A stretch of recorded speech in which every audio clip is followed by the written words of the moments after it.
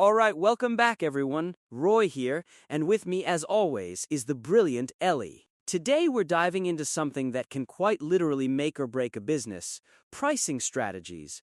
It's one of those things that every entrepreneur, every business owner agonizes over. Absolutely, Roy. It's funny, isn't it?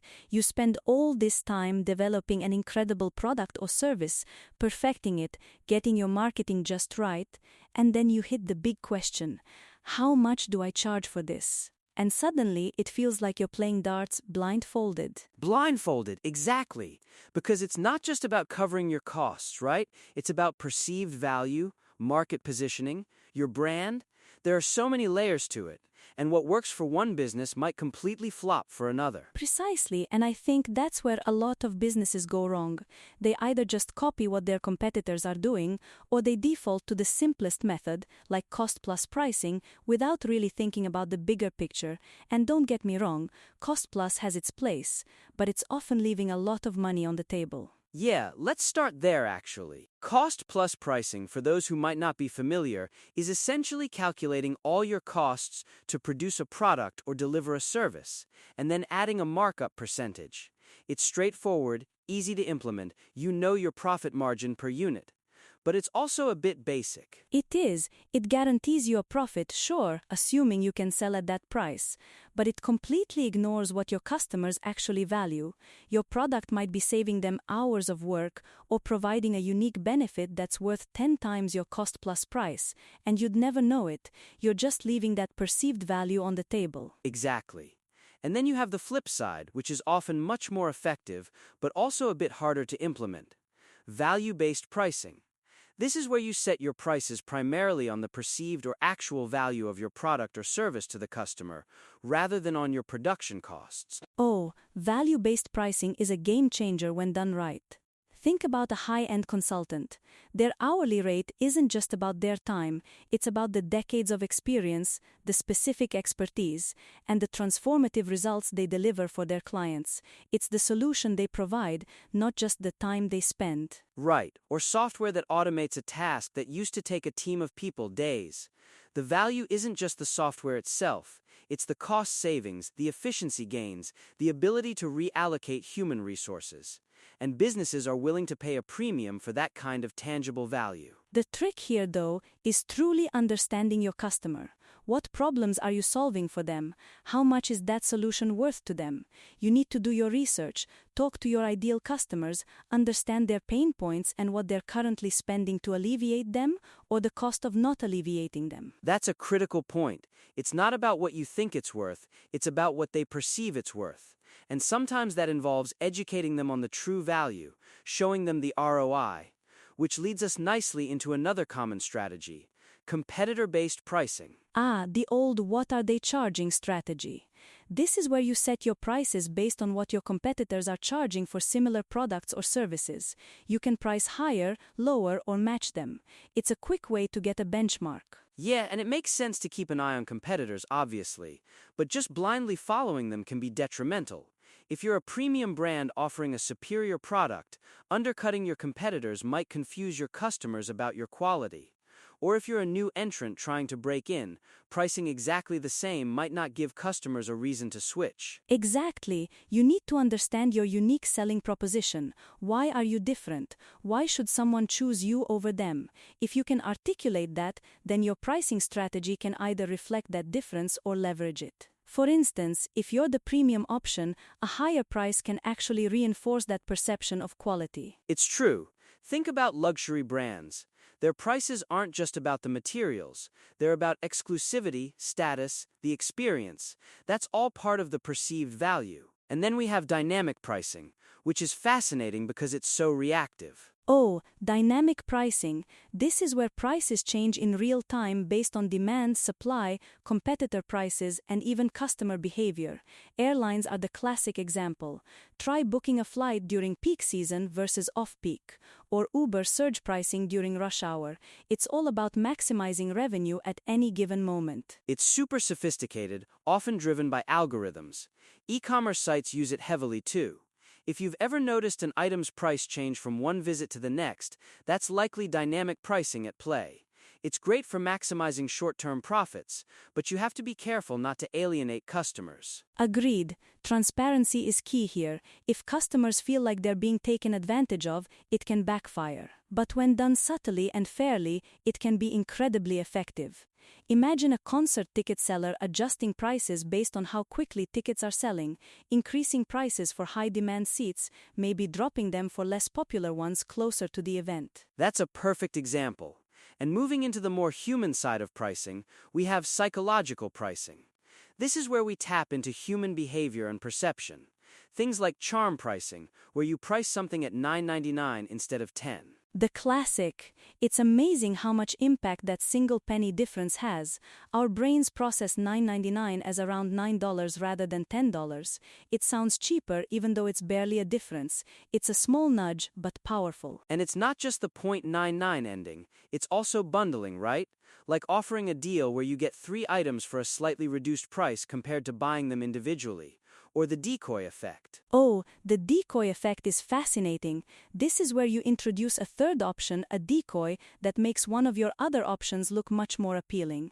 The classic example is the popcorn sizes at a movie theater, small for $4, large for $8. Then they introduce a medium for $7. Suddenly, the large looks like a much better deal compared to the medium, even though it's still double the price of the small. It's genius because it nudges customers towards the higher profit item without them feeling pressured.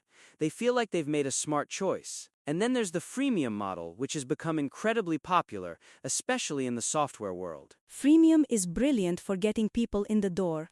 Offer a basic version of your product for free, get people hooked, let them experience the value, and then offer a premium version with advanced features for a subscription or one-time fee. Spotify, Dropbox, Zoom, they all use it. It lowers the barrier to entry significantly.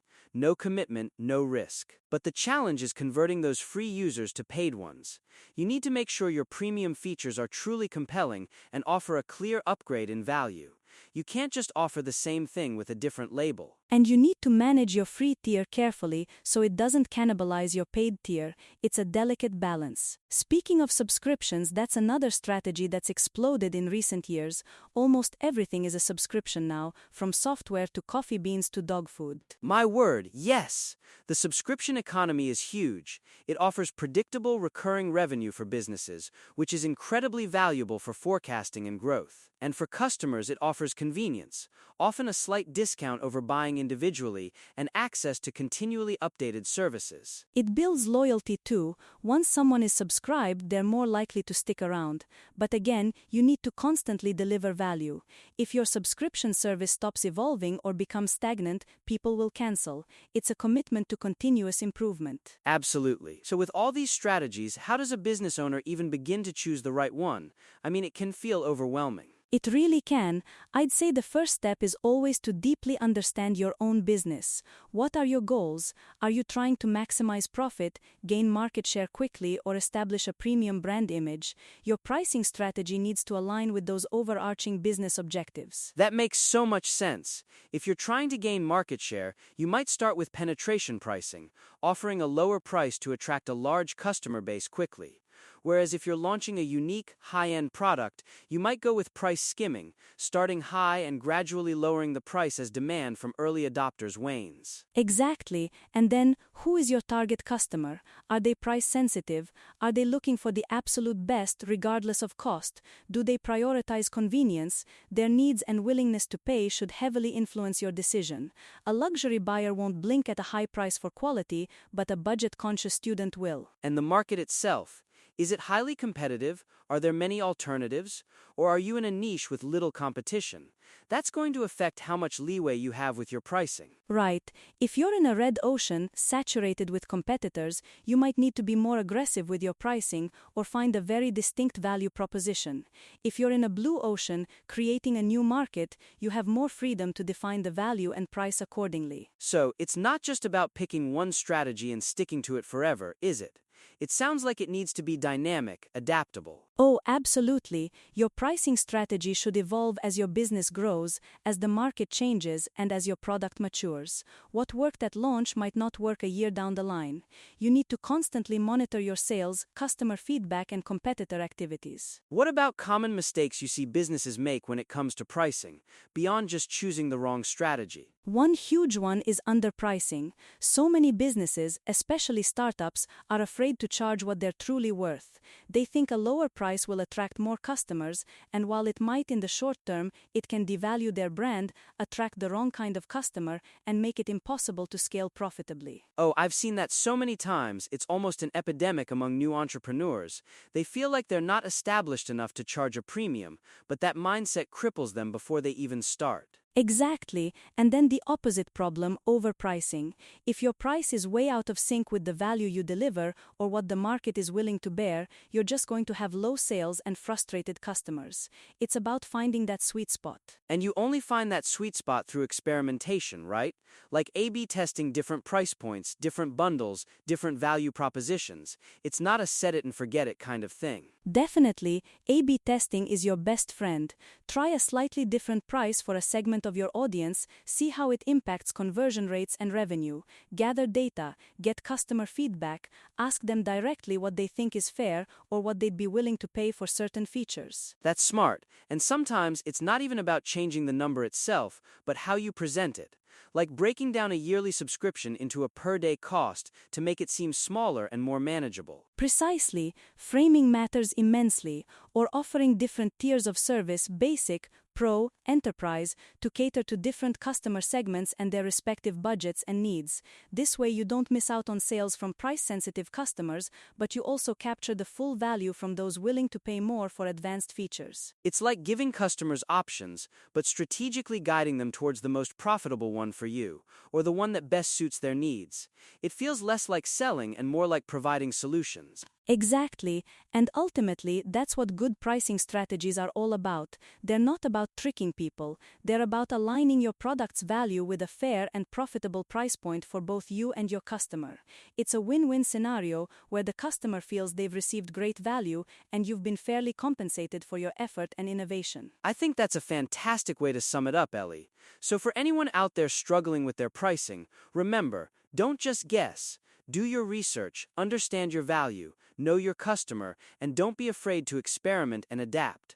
Your pricing strategy is a living thing, not a static number. Fantastic advice, Roy. And remember, a well-thought-out pricing strategy isn't just about making more money.